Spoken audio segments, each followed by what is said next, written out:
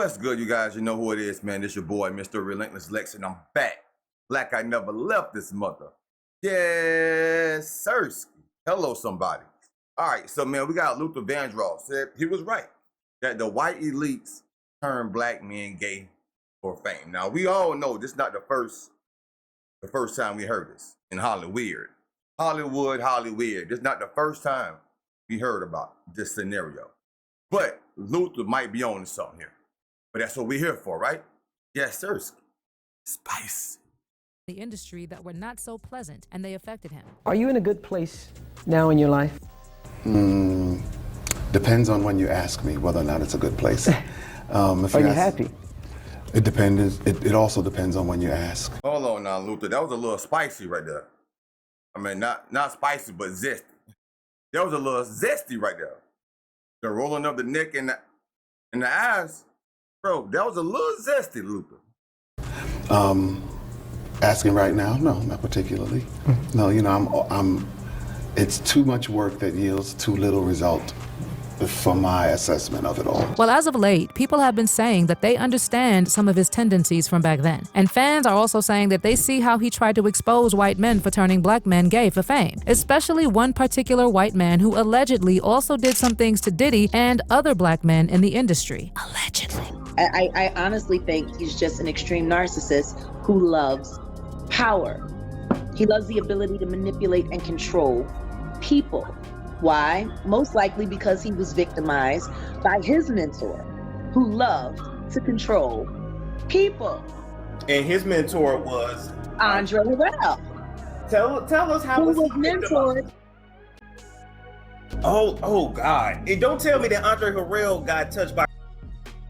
I'm telling you, I don't know what happened between Andre and what I do know is that Andre got passed over. Now, we already know that Luther was closeted, and that's okay. But what we want to figure out is if he was being forced into intimate acts by the elites, and if he was right about the industry. So how about we just get right into it? So like I said, for a long time, followers always wondered about how Luther identified, and even until his death in 2005, he neither confirmed nor denied reports that he was closeted. He was even asked about his identity a few times, and in a 2001 interview with Vibe, Luther jokingly responded to the speculation by saying, "What do you want to know? Am I bi-coastal? Yeah, I have houses in Beverly Hills and New York, and I know that I'm paying a price for being so private, and I do wonder if it's worth it." In the same interview, he also admitted that he had never been in love, saying, "I'm still waiting. The time that I've spent being in love has never been reciprocated. Those are just the circumstances." He also talked about his first experience at love when he was just 16, calling it a rejection, saying, "The response was, 'Thank you, but I'm not interested. It was very painful, unrequited, and alienating, very alienating. I want to play house. I want somebody who's not on payroll to care about where I am." Of course, it's quite ironic for a man made famous for singing love songs on world stages, providing a soundtrack of love for generations, never truly knew love for himself. But maybe that's because he never got the space to truly express his love. And then one day, LaBelle literally outed him. Well, there were already speculations that Luther was closeted, but Patty straight up confirmed it. You see, Patty and Luther were very tight. And as for how they even met, she told Entertainment Weekly, "I first met Luther maybe 40 years ago in New York. I was playing the Apollo Theater with the Bluebells, and he came backstage and lied through his teeth. He said he was a designer delivering clothes to us. I knew that he was just a kid trying to get backstage, so I let him come and meet us. After that, he became our fan club president. He never made us any clothes, but over the years, he did buy me truckloads of them. Gianni Versace dresses, beautiful earrings. I guess since he lied to meet me, he was trying to make up for it. I surely didn't know he was such a super talented singer when I met him. I didn't realize it until years later, after he started singing with Roberta Flack and David Bowie." Patty then said they became pretty close since then, and I know we all know how that friendship played out right in front of our eyes. I mean, she is literally one of the only people Luther was out to. Well, according to what Patty said, one of the reasons why Luther never came out publicly was because he was concerned with how his mother would feel if he were open with his decision. And the other thing Patty said was that Luther remained closeted because he was also concerned about losing his largely female fan base. We talked about it. It was basically he did not want his mother to be, although she might have known, but he wasn't going to come out and say this to the world. And he had. Yeah, now that's got to be a difficult decision right there for anybody that's, anybody that chooses to live that lifestyle, D-A-Y word, it's okay. I mean, that's your thing, but to come out and have to tell your mom, I guess that could be one of the toughest things, bro. That's probably the last thing your mother would want to hear. Had a lot of lady fans, and he told me that he just didn't want to upset the world. Obviously, when Patty said this about Luther, there were mixed reactions, with some people saying that she was merely confirming what people already knew. In fact, there are people who said that it felt good to know, and they understood Luther better and the pain in his songs. Basically, some people were happy that Patty spoke up for him in such a beautiful way when he never got a chance to. Plus, she wasn't even the first one to talk about it, because in 2006, Bruce Valanche, a friend and colleague of Luther Vandross, in the late 1980s and early 1990s. Another person, journalist Michael Musto, claimed Luther was desperate to find a boyfriend before he passed away, saying, "A famously open gay singer-songwriter told me Luther was dying to have a boyfriend. It was an inside show business open secret." For a lot of people, Patty outing Luther wasn't even the main issue. The problem was if Luther was forced to do things he didn't want to do by white elites. And one person who came up a lot in this regard is the person who worked with Luther the most. For the sake of this video, we are just gonna call him CD. But I know you know exactly who I'm talking about, right? Allegedly, this is one person. We all know who CD is, right? So, y'all, everybody should know who CD is. He was Diddy's boyfriend. Who took advantage of the men he took under his wing. And for those who were not gay, there have been rumors that he turned some of them, like Diddy. And just for a bit of background, CD kinda met Diddy the same way he met a bunch of his artists, through pitches to fund and manage them. And in an episode of Rock and Roll High School with Pete Ganbarg, he opened up about how he really started working with Diddy and how Diddy told him that hip-hop should be a part of the top 40 mainstream and that the business would change in the future. While he may not have fully understood what he meant, he was actually willing to give it a try and said about meeting Diddy, "Puffy was 23 years old, and I knew the artists that I had. Aretha, Dionne, Whitney was one-of-a-kind music. LaFace ushered in blue-collared R&B at its height. But sensing the hip-hop revolution, both LA and I agreed that we could use someone really attuned to the street. You gotta know what you can do for yourself, and you gotta know when you need to look to other people." At the time Diddy was pitching, he played Craig Mack's Flavor in Your Ear. And then he played 4 or 5 cuts from Biggie, and that sold his pitch. And this person said in the podcast, "I said, okay, you proved your point." That's when I introduced him to the weekly, what we call singles meetings. I introduced him to an executive there as someone who would help lead us to the street. Baby, we've all heard the stories of what happened after Diddy was given the funding for Bad Boy. And what people have been saying is that maybe Luther Vandross also went through the same thing with such elites. Now, we also know that this issue of white elites turning black men gay and effeminating them has also been said by other men in the industry, right? Like this isn't the same thing someone like Dave Chappelle tried to say for years. I mean, I'm a conspiracy theorist to a degree. Like when I connect dots that maybe shouldn't be connected, I don't know. But certain dots, like when I see that they put every black man in the movies in a dress at some point in their career, I'll be connecting them down like, wow, all these brothers gotta wear a dress. The thing is, Dave Chappelle was always pretty vocal about how the elites effeminate black men. And according to him, when black men start to generate money, the elites always have a vested interest in controlling them. And it always happens around the same time when a career would seem as though they are crossing over to the next plateau. And when it reaches such a point, most black men usually have 2 options. Either they do what the white elites want, or they get blackballed and blacklisted. Remember when he left the production of season 3 of The Chappelle Show and he took a trip to South Africa, and soon after there were claims about him being mentally unstable and on.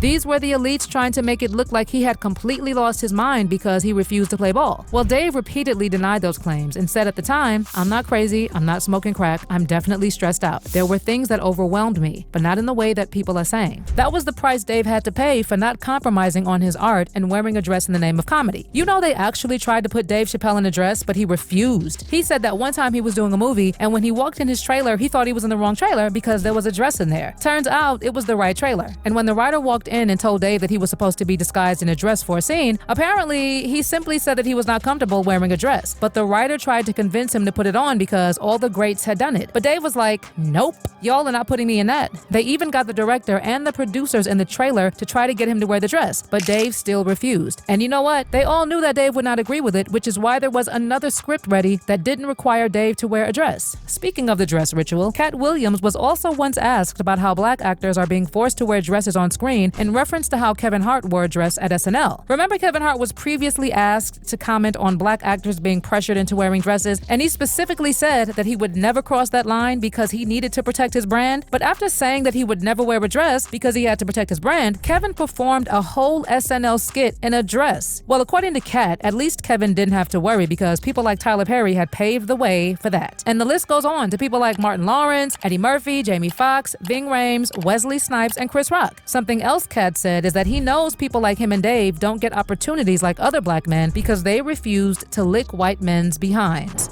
So, you know, some of us make choices. I think it's not a biggest choice for others. I'm saying at the end of the day, Kevin doesn't have to worry about what people are going to say about him wearing a dress because of the long line of dress-wearing people before him. So now we have Big Mama's house 1, 2, and 3. Yeah. I've never seen Medea in a pantsuit. I think she wears dresses. So now I'm saying, why are we picking on poor little Kevin Hart?